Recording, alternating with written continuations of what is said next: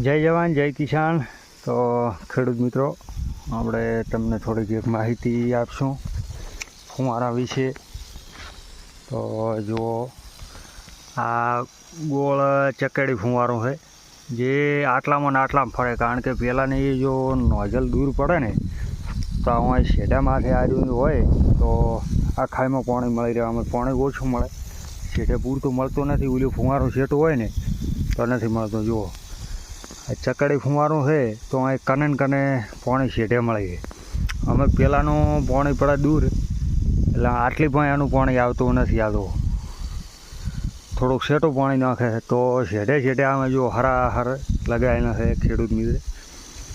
જો કોરે તો આનું પાણી એમ કે આટલામાં ગોળ ફરે. આ ઘણું શેઠું નહીં નાખતું, પણ નજીક નાખે એટલે આટલામાં પાણી ફરે. એનું શેઠે બટાકા વિકાસ સારો કરે. અમે શેઠે પાણી ના પહોંચે તો એવો વિકાસ નથી થતો.